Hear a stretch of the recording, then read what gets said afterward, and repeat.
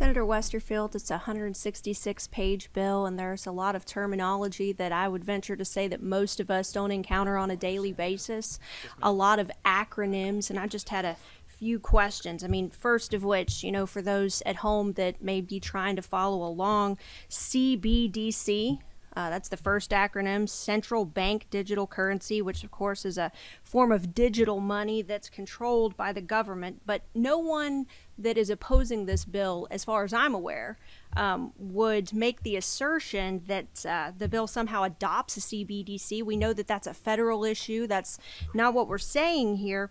But it appears to create the framework, and this is what we heard in South Dakota as well. It appears to create a framework for the future adoption of a CBDC, and particularly given the definition of money and the exclusion that's found in Section 1 that can only refer to a CBDC is essentially what opponents of this legislation are saying. And my first question would be, was that the intent? And what I've heard you say, gentlemen, it sounds like you're saying that that wasn't the intent of this legislation, yet in South Dakota, where this legislation was vetoed, that was one of the chief concerns. So that would be my first question. It was not the intent. I won't speak for the Uniform Law Commissioners, but it was not my intent, and I don't aim to do that, and I don't believe that it creates a framework for doing that.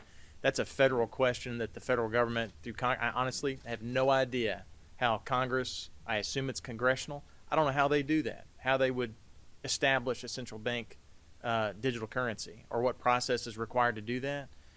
I wanted to make sure that we modernize the code so businesses and private entities, even across state lines and so forth, can use cryptocurrency in a way that today they can't. The collateral example that you just heard described, there are steps you'd have to do now that I think run counter to the whole concept behind having a cryptocurrency and using it, that you'd have to abide by. And again, the code doesn't even recognize cryptocurrency today. But there are businesses that use it. That I've seen signs in convenience stores where you can use Bitcoin to pay for things. Can I have a follow-up, Mr. Chair? Yes, you may. And I am hearing in the testimony, if I understood correctly, that you're saying that this doesn't exclude cryptocurrency, Bitcoin, or any other type of digital assets. But my question is this: the Uniform Law Commission has said that Bitcoin and other cryptocurrencies will never be money for UCC purposes. So that, I think, is the issue here, and that the definition would ultimately create an exclusion for cryptocurrencies and digital assets. I think that's why it was vetoed in South Dakota, and I think that that's why a multitude of states are mounting a resistance around the same concept that we've begun to see come up. You want to respond to that for the commission? Yes. The Uniform Commercial Code cannot determine what is legal tender. Only the federal government can do that. The issue we were dealing with is that two countries, as I mentioned, El Salvador and the Central African Republic, said Bitcoin is legal tender.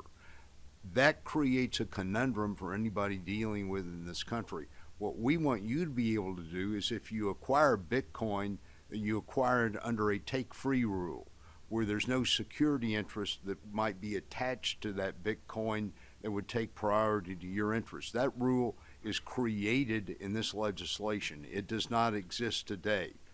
Bitcoin, if it becomes a controllable electronic record, Which is a term this bill creates. yeah, central bank digital currency appears nowhere in any of the official comments, in any of the statutes. That's not something the Uniform Law Commission deals with. What we do is we set a uniform body of state law to facilitate commerce amongst the states. To give you an example, if somebody from Henderson was just up, if they go across the river to Indiana to buy a car and finance it there, the Uniform Commercial Code sets the rules for using that car as collateral in an interstate transaction. But the Uniform Commercial Code doesn't regulate the registration of that motor vehicle. It doesn't regulate the use of that motor vehicle. All we do is provide rules of commerce to facilitate commerce, which is really the reason for being of the code. And what we're trying to do with this legislation is to make cryptocurrencies Bitcoin, if you will, which is a cryptocurrency, more commercially viable. Not declaring it money, we believe, is in the interest of the industry, and the industry reps that participate in drafting this legislation agreed with that also, because as I indicated, once it becomes money, it is less viable in terms of use of collateral.